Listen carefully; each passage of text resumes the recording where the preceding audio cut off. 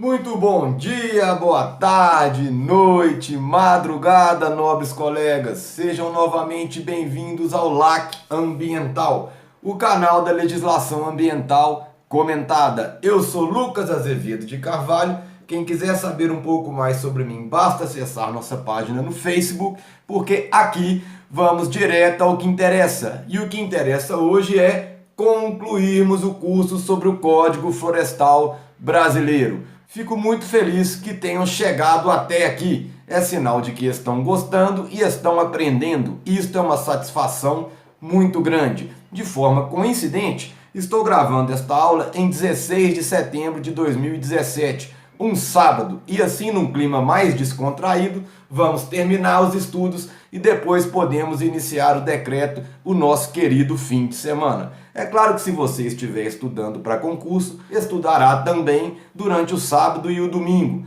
Porém, quando for aprovado, quando realizar seu sonho, tudo valerá a pena. Não desista. Como diria Brás Cubas em suas memórias póstumas, nada melhor que utilizar o sapato apertado para ter o prazer de tirá-lo. Então vamos neste sábado estudar bastante, trabalhar bastante, para que depois possamos aproveitar o fim de semana. Nas aulas que se passaram, estudamos as áreas de preservação permanente, a reserva legal, o cômputo da APP na reserva legal, a recomposição destas áreas e a exploração florestal. Para a aula de hoje, eu reservei as chamadas áreas de uso restrito. O capítulo 3 do Código Florestal traz duas áreas específicas, as denominando de áreas de uso restrito. Prestem atenção. Se pensarmos no sentido da expressão uso restrito, as APPs e a reserva legal também seriam áreas nas quais há restrições para utilização. No entanto, para fins de prova, para fins de lei estrito sensu, áreas de uso restrito são estas duas que vamos ver agora, ok? Ou seja, na APP e na reserva legal, a utilização sofre restrições, ela não é livre. Porém, estas áreas não são chamadas pelo Código Florestal de áreas de uso restrito. As áreas de uso restrito, para fins legais, estão determinadas no capítulo 3 da Lei 12.651 de 2012. A primeira delas, os pantanais e planícies pantaneiras. Veja o que diz o artigo 10 do Código Florestal. Nos pantanais e planícies pantaneiras é permitida a exploração ecologicamente sustentável, devendo-se considerar as recomendações técnicas dos órgãos oficiais de pesquisa, ficando novas supressões de vegetação nativa para uso alternativo do solo, condicionadas à autorização do órgão estadual do meio ambiente, com base nas recomendações mencionadas neste artigo. Em síntese, se pode usar os pantanais e planícies pantaneiras, observando um uso sustentável e as recomendações do órgão estadual, conforme disposto no artigo 10 do Código Florestal. Observe o seguinte, o artigo 10 está nas disposições permanentes. Então a data a ser considerada aqui não é 22 de julho de 2008, mas sim a data de vigência do novo Código Florestal, em 2012. Então é o seguinte, é a partir de quando começou a valer o artigo 10, a partir de quando começou a vigência da Lei 12.651 de 2012, é que não poderei remover a vegetação nativa nos pantanais e planícies pantaneiras. Beleza, pessoal? Esta foi a primeira área de uso restrito. A segunda área são as chamadas APPs, entre aspas, porque não são áreas de preservação permanente, mas são as chamadas APPs de 25 graus. Por que elas têm este nome, já que são áreas de uso restrito e não são áreas de preservação permanente? Porque a doutrina nominou assim, tendo em vista a semelhança com as APPs de encostas. O que seriam as APPs de 25 graus? Está lá no artigo 11. A ideia é a seguinte: as áreas com inclinação entre 25 e 45 graus são consideradas de uso restrito. Nelas eu poderei utilizar nos moldes descritos lá no artigo 11, porém não poderei remover vegetação nativa a partir da vigência do Código Florestal. Observem a diferença. As APPs de encostas estão em declividades superior a 45 graus. Nelas é permitido o uso consolidado se a vegetação nativa foi removida antes de 22 de julho de 2008, consoante disposto lá nas disposições transitórias. Então, APPs de encostas nas disposições permanentes, áreas com mais de 45 graus de declividade deverão ser mantidas em seu estado natural. Porém, nas disposições transitórias, nestas declividades com mais de 45 graus, se permite o uso consolidado. Já nas APPs de 25 graus, elas são áreas de uso restrito. Nelas, a partir da vigência do artigo 11, que é a mesma vigência da Lei 12.651 de 2012, a partir de quando começou a valer este artigo 11, eu não poderei remover mais vegetação nativa, mas poderei utilizar aquela área nos moldes lá no artigo 11. Então, pessoal, áreas de uso restrito formam o capítulo 3º da lei. Não se confundem com áreas de preservação permanente, apesar de haver algumas semelhanças. Pessoal, estes são os institutos teóricos que selecionei para que estudássemos durante o curso. Porém, antes de concluirmos, eu trouxe aqui para os senhores algumas perguntas, uma seleção de perguntas que a mim eram proferidas quando eu ministrava este curso de forma presencial. Eu pensei o seguinte: se era dúvida de grande parte daqueles que assistiam um curso presencial, poderá ser também a dúvida dos senhores. E neste espaço vamos fazer alguma revisão e acrescentar alguns conceitos novos que ainda não estudamos. Vamos lá. Primeira pergunta. Não fui eu quem desmatei, mas o antigo dono. Tenho que recompor? Tem sim. O novo Código Florestal adotou de forma expressa a corrente que já era majoritária no Código Florestal de 1965. E o que diz? Está lá no artigo 2º, parágrafo 2º e também no artigo 7º.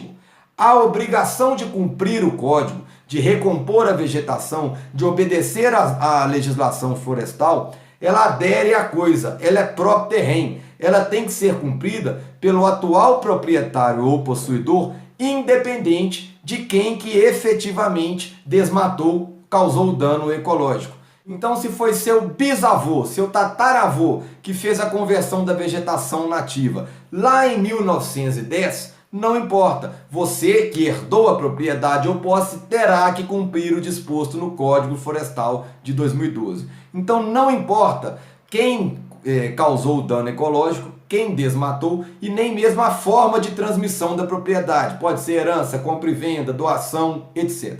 Quem for o atual proprietário ou possuidor terá que cumprir as obrigações do Código Florestal, porque se tratam de obrigações chamadas próprio terreno, que aderem à coisa, obrigações reais. Beleza? Segunda pergunta. Eu tenho eucalipto plantado, eu tenho uma espécie exótica plantada. Eu posso cortar e replantar? Depende.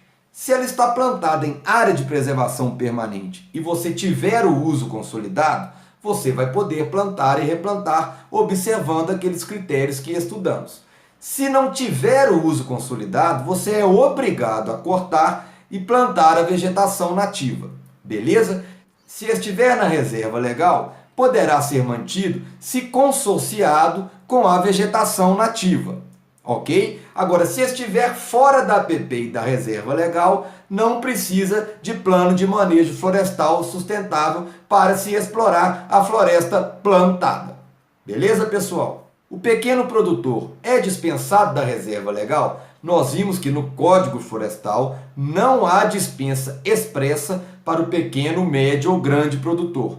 Tem aquelas hipóteses de dispensa para empreendimentos de energia elétrica, abastecimento público, hidrovia e ferrovia. Mas para pequeno, médio ou grande produtor não há hipótese de dispensa. O que pode ocorrer é que com o cômputo, o pequeno, médio ou grande reste dispensado da recomposição. Por exemplo, se ele tiver 10% de vegetação nativa em uma área fora da Amazônia Legal, para facilitar o exemplo, porque fora da Amazônia Legal é sempre 20% exigido de reserva, Então, se ele tiver 10% e tiver 10% de área de preservação permanente, com o cômputo, ele está dispensado da recomposição. Não importa se é pequeno, médio ou grande. Para o pequeno, tem um outro permissivo lá no artigo 67.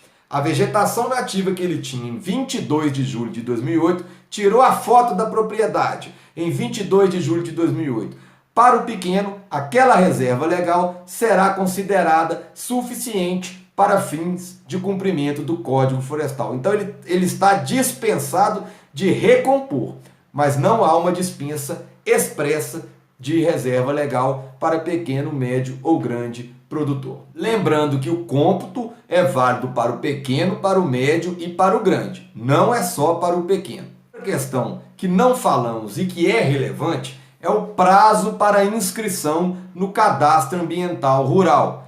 A lei foi alterada recentemente, porque os anos se passaram e nem o governo cumpriu sua obrigação no prazo para lançar o Cadastro Ambiental Rural e o Programa de Regularização Ambiental e, obviamente, vários cidadãos brasileiros que deixam tudo para a última hora não efetuaram o Cadastro Ambiental Rural dentro do prazo. Então veio uma nova lei alterando o Código Florestal e alargou o prazo para inscrição no CAR. Está lá no artigo 29, parágrafo 3º. A inscrição no CAR será obrigatória para todas as propriedades e posses rurais, devendo ser requerida até 31 de dezembro de 2017, prorrogável por mais um ano por ato do chefe do Poder Executivo. Provavelmente esta prorrogação irá ocorrer, tendo em vista aí o nosso histórico. Mas até que ocorra, o prazo final é 31 de dezembro de 2017. E observe o disposto no artigo 78A. Após 31 de dezembro de 2017, as instituições financeiras só concederão crédito agrícola em qualquer de suas modalidades para proprietários de imóveis rurais que estejam inscritos no CAR. Então, se não tiver inscrito no CAR até o prazo estipulado, a princípio 31 de dezembro de 2017, prorrogável por mais um ano, não fará jus a empréstimo agrícola, não terá direito a empréstimo agrícola. É uma restrição aí muito grave para quem não se inscrever no Cadastro Ambiental Rural. E se o prazo para inscrição do cadastro, que vence em 31 de dezembro de 2017, for prorrogado por mais um ano, por ato do chefe do Executivo, automaticamente as instituições financeiras também irão prorrogar este prazo. Está lá no artigo 78A. Pessoal, e assim terminamos a parte teórica do curso. Por óbvio, não foi possível destrinchar todos os artigos legais, mas acredito que com o conhecimento aqui construído, será possível que os senhores, lendo a lei, lendo a doutrina, compreendam aquilo que está escrito e tenham aí sucesso em sua atividade. Seja ela o trabalho na área, seja ela o concurso público. E, obviamente, depois de aprovado, o trabalho na seara ambiental. Porém, antes de encerrarmos este curso, eu me darei o direito de trazer aqui alguns questionamentos para refletirmos sobre os impactos do Código Florestal brasileiro. O Código Florestal foi bom? Ele foi ruim? Bem, quanto a isto, temos opiniões diametralmente opostas. Eu me darei o direito de trazer aqui a minha opinião sobre o que deve ser feito de agora em diante. Para tanto, antes eu farei algumas divagações históricas a respeito da legislação florestal brasileira. A primeira lei brasileira, em termos florestais, é o Regimento Pau-Brasil de 1605. Este regimento ele traz várias restrições para o corte do pau-brasil e para a utilização da madeira. Ele veda até mesmo o desperdício. É claro que nesta época a preocupação era muito mais econômica do que ecológica. A coroa portuguesa visava manter o monopólio da exploração. Porém, havia restrições de uso. E estas restrições, acredito, não foram muito cumpridas, porque hoje o pau-brasil é uma espécie raríssima. Um segundo marco importante na legislação florestal brasileira foi a Carta Régia de 1797 e o Regimento do Corte de Madeira em 1799. Eles trazem regras bastante restritas para exploração madeireira na região litorânea do Brasil, que sabemos se encontra a Mata Atlântica. Hoje a Mata Atlântica está muito desgastada. A Carta Régia e o Regimento do Código de Madeiras também não foi tão assim eficaz. Um terceiro marco importante foi o Código Florestal de 1934. O primeiro Código Florestal foi promulgado em 1934, mas não saiu do papel. Veio assim um segundo Código Florestal, de 1965. E ele foi assim justificado, conforme está lá na exposição de motivos. Há um clamor contra o descaso em que se encontra o problema florestal no Brasil, gerando calamidades cada vez mais graves e mais nocivas à economia do país. Urge, pois, a elaboração de uma lei objetiva, fácil de ser entendida e mais fácil ainda de ser aplicada, capaz de mobilizar a opinião pública nacional para encarar corretamente o tratamento da floresta. Observe que, se recortarmos aqui a justificativa do Código Florestal de 1965, ela serve para justificar também o Código Florestal de 2012. O novo Código Florestal, assim como o antigo, nem de longe é uma lei fácil de ser entendida, mais fácil ainda de ser aplicada, capaz de mobilizar a opinião pública nacional para encarar corretamente o tratamento da floresta. Basicamente, a mesma justificativa do Código de 65 é aplicável ao Código de 2012. Eu retiraria apenas a expressão nocivas à economia do país e trocaria por algo mais moderno, como sustentabilidade ou coisa do tipo. Porém, a ideia continua a mesma. Em 1988, o direito ao meio ambiente ecologicamente equilibrado foi garantido como fundamental em nossa Constituição Federal. E em 1996, a reserva legal na Amazônia, em área de floresta, foi ampliada para 80%. Porém, após esta ampliação, o desmatamento variou muito. Era a mesma lei vigente, porém o desmatamento variando muito, atingindo aí talvez o mínimo e o máximo. Percebemos que não é a lei que está ditando o desmatamento na floresta amazônica. Já a Lei da Mata Atlântica surgiu em 2006, e aí pensamos, ora, com uma lei tão restrita, nossa Mata Atlântica enfim será protegida. Porém, o índice de desmatamento no estado de São Paulo cresceu 5 vezes entre 2005 e 2008. Isso sem contar o Rodoanel, que foi um desmatamento legal. Você tem aí uma lei mais rigorosa e o desmatamento aumentou. Isso tudo é para dizer, pessoal, para refletirmos, que em termos ambientais, a legislação ela é importante, mas ela por si não resolve o problema. No Brasil nós temos muito apego ao que está escrito na legislação e muitas vezes esquecemos da prática. Na prática, o que está ditando o uso da vegetação nativa? É a lei? A lei até influencia, mas não é só a lei. Você tem nossos padrões de consumo, que estão cada dia mais elevados, falta de instrução, que leva à utilização equivocada e ao desgaste ecológico, tem pobreza, muitas pessoas às vezes causam dano ambiental por necessidade. É óbvio que não é a regra, mas acontece. Falta de fiscalização, que é insuficiente, nosso país é muito grande e nosso órgão ambiental, nossos órgãos ambientais não dão conta.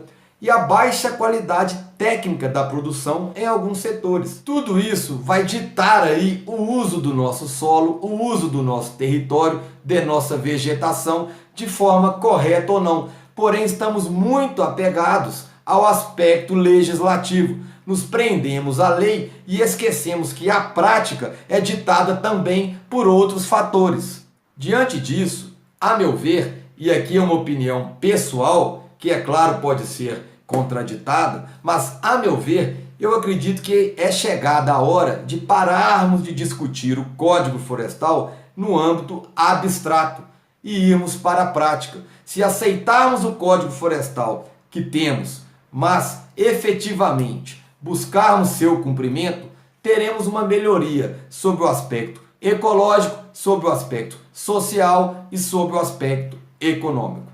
Pessoal, e assim encerramos o curso sobre o Código Florestal Brasileiro. Para mim foi uma grande alegria, uma grande honra ter aqui a companhia, ainda que virtual, dos senhores até o final desta quinta aula. Consoante prometido, terminamos o estudo teórico em 5 aulas. Porém, eu gravarei uma sexta aula com algumas questões de concurso, uma sexta aula voltada especificamente para aqueles que estão estudando ao certame público. Agradeço de coração, obrigado e até logo!